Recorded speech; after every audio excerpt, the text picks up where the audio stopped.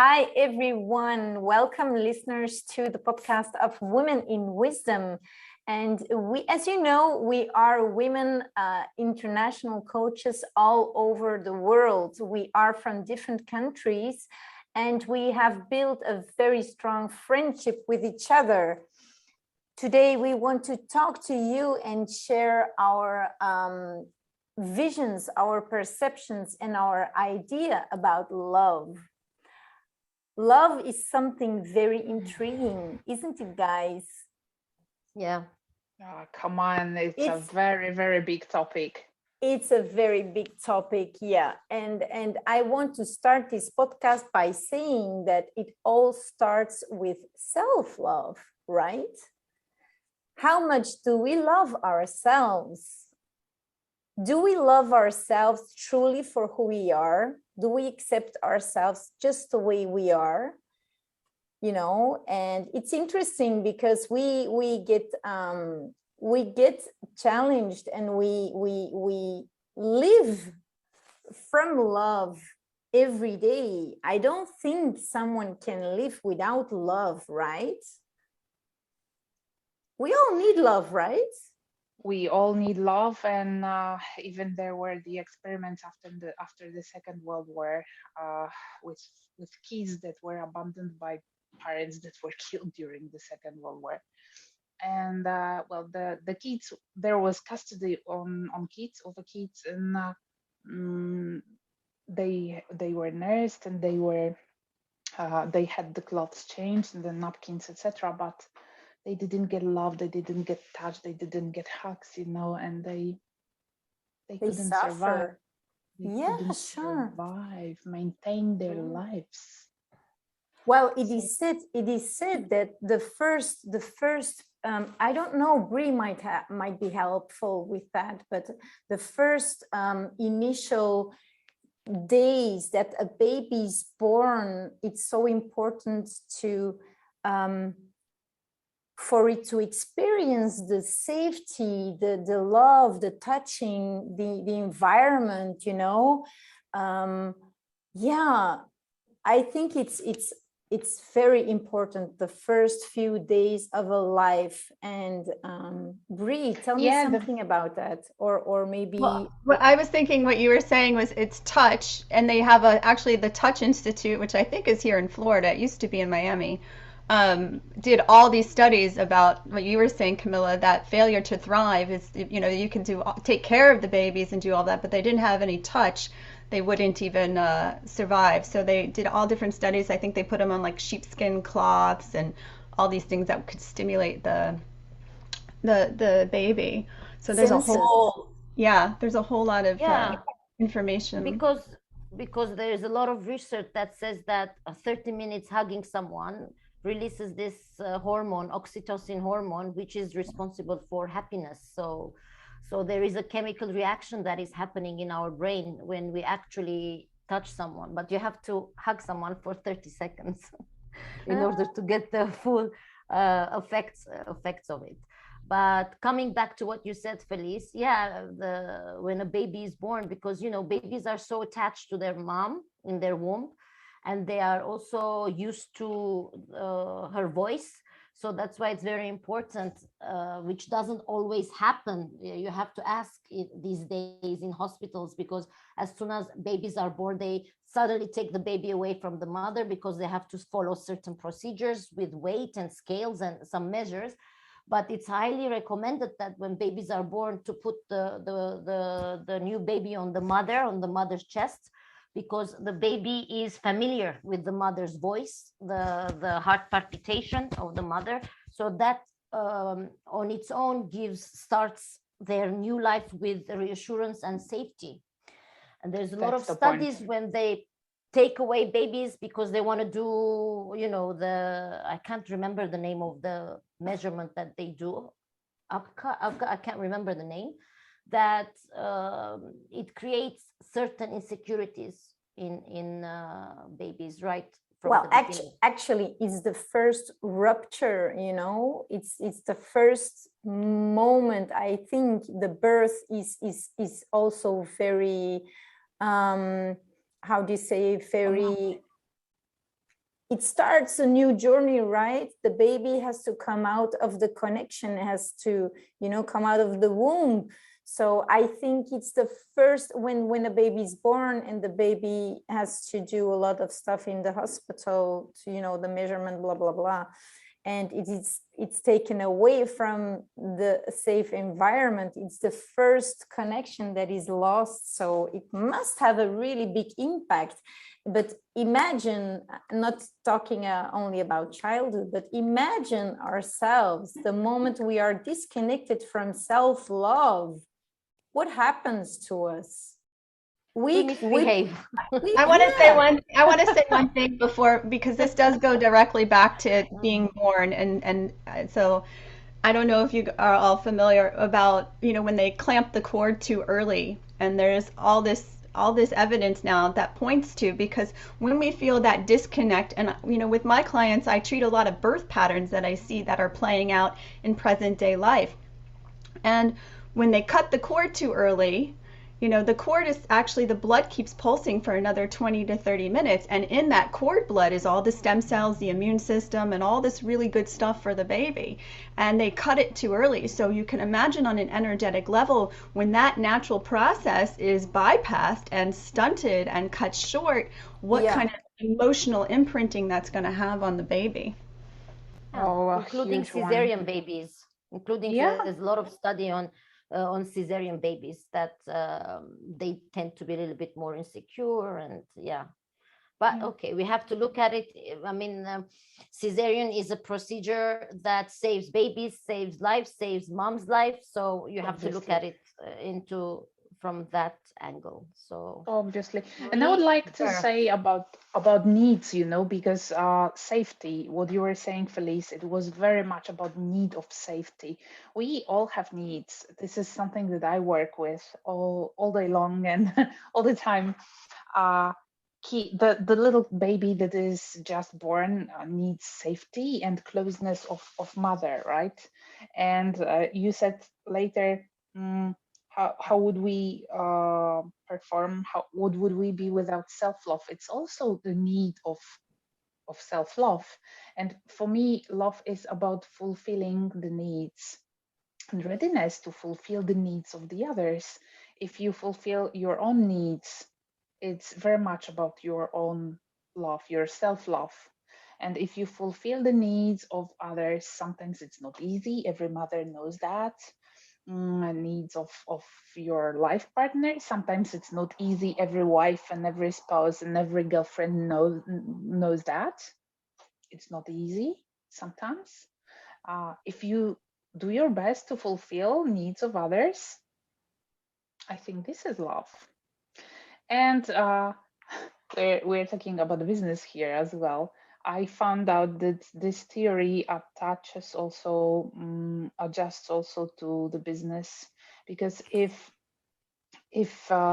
we as the supplier fulfill the needs of our clients, our customers, it builds a very strong relationship and nobody wants to break it. And it's also, for me, it's a little bit about love. What do you think, guys?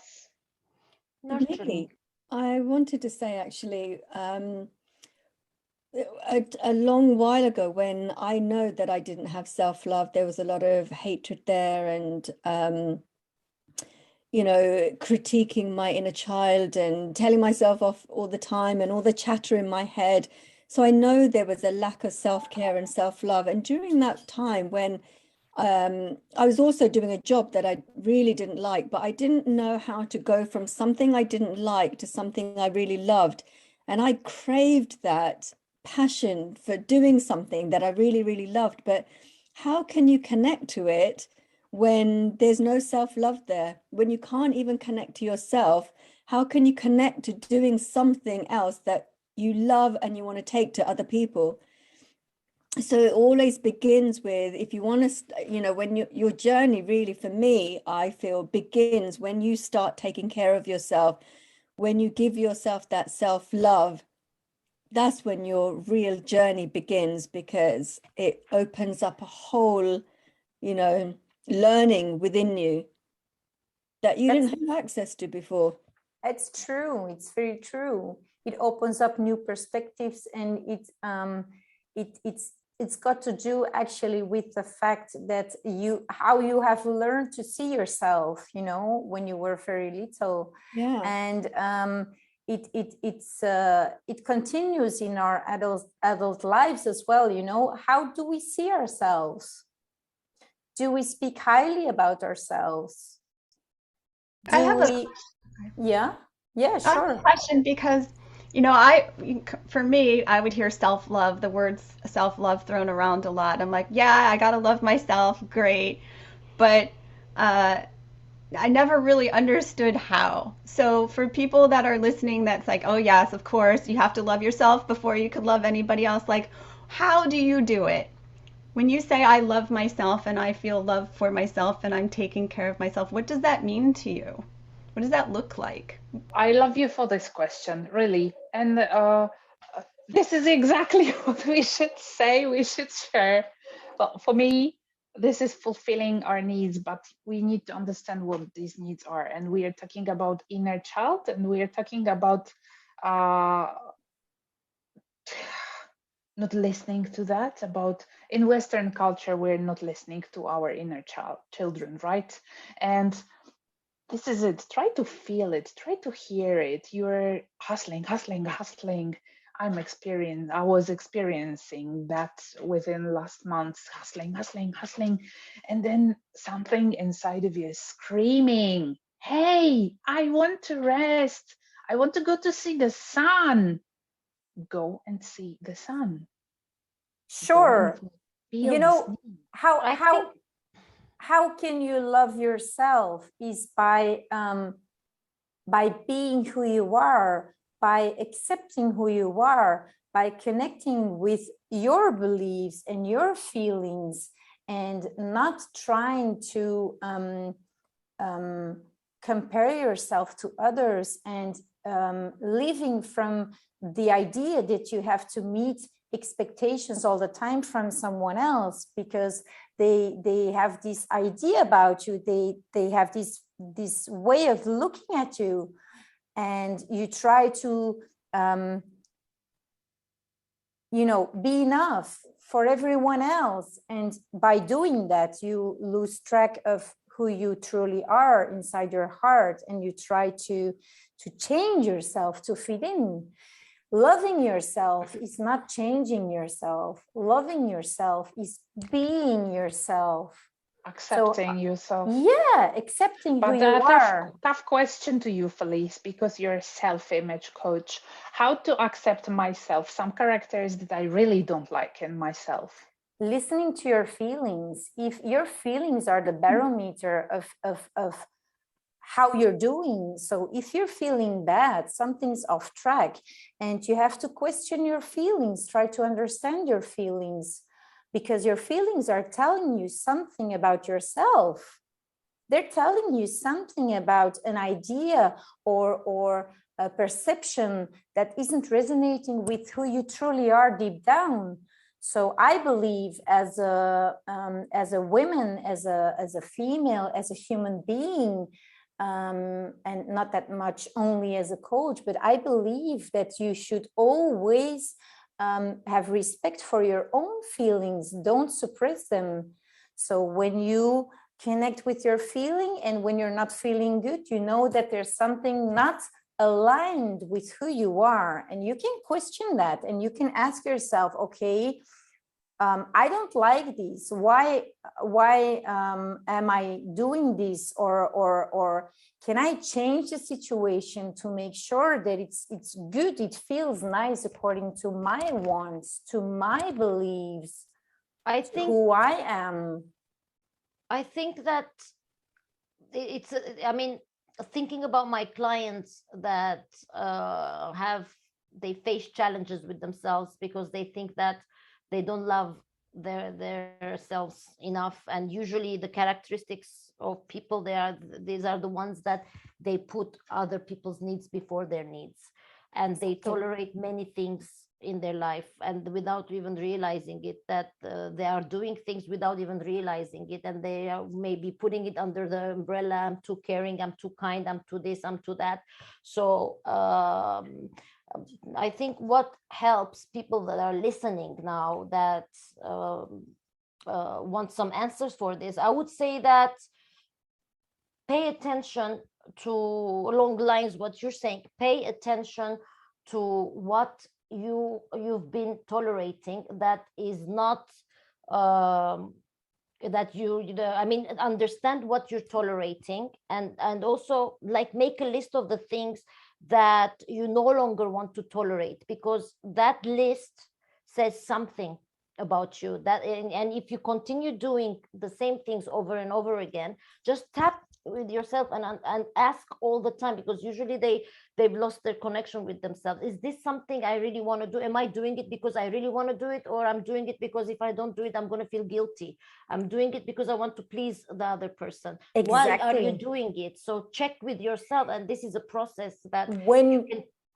Exactly, Arlette, sorry to interrupt. Exactly, pleasing, I hear the word pleasing. The moment you love yourself, the moment you truly love yourself, people pleasing comes to die. Because you don't have to please anyone. You just have to be you. And you can, the moment you love yourself and you have a lot of self-respect and a high self-esteem, you can share who you are. You can share your energy. You can add value to other people's lives. But this is very different than pleasing. When you love yourself, when you truly love yourself, people pleasing comes to die. I think what Camilla said about needs and accommodating the needs of people that we love, I think if it is genuine and if it comes from a good place, because a lot of studies indicate that the most successful couples in the world are the ones that genuinely take care of each other's well-being. This is it. Not a one way. You really care about that person's well-being, so it's a priority for you, and they care about your well-being, and it's a priority for them. So you grow together, so you stay connected together. It's the safety. So this is it. It's the theory of any relationship. You're talking about the couples, about marriages, or just the couples, right? Or I'm talking about business, where there is no business and no togetherness between the companies that are not fulfilling each other's needs. Yeah, you can get the client, but if the client doesn't pay you, you don't need this client, right? Because you push the energy and effort into the client, but you don't get anything back. Yeah, it's in giving that we receive. Michaela, the example, right? Yeah, Michaela is silent. Yeah, I'm really listening to your worthful talking and what you are saying. It's so interesting, so I get myself back a little bit. So my first question come out up to me, what love is, and you tell so many things, and my boyfriend told me, because I'm feeling to tell him that I love him. It comes from the bottom of my heart. I even can't explain it, why I feel this and what it comes from, but I feel it and I want to tell him. And he told me, I can't say this to you back, but he showed me so often that he loved me. He gave me presents of little hearts, and he gave me postcards with little hearts, and he sent me hearts and something like that. And in everything you all told is a truth, a wisdom, you know. And even what Arlette said comes to me, my tango dancing. So when I 3 tandas hold a man in my arms, I never even know his name, there's coming love somehow. This creates love when our hearts be open. So somehow for me to love is to open my heart, and then love is possible. It's so beautiful, Michaela. Open your hearts to receive. Oh my God, I have goosebumps. That's for last. We have to tango then. When Exactly, like, you know, in all, it doesn't matter how you enlighten, what kind of a spot you put on love, if you put it from the point of view of a business or educational situation or a self-image situation or a, well, you know, any situation. When you put the light on love, I think it's very clear that in love there is no competition. There is only uplifting and support, right? Yeah, there is a connection Yeah. to myself and the connection to the others, and that's over the heart. Exactly. All right, guys, it's our time for masterminding then. Let's farewell our listeners, wishing them a lot of love during this beautiful spring now. And I would love to know from the listeners like what their relationship to self-love is, because I think it's different for each one of us, and we've expressed that a little bit today. And Jay, your comment was what inspired my question, because you're like, how can I go from this to this? And I'm like, well, what did you do? I did want to add actually that for me it was getting guidance. I needed, because I'd lost that connection with myself completely. And so I had to reach out to reconnect. I needed to be guided. And that's what I did for like a few years. And I still, you know, I seek guidance from different people because it gets you deeper and deeper to that place of connection. I do my inner child work every day, you know, mirror work, and all of these are such amazing tools.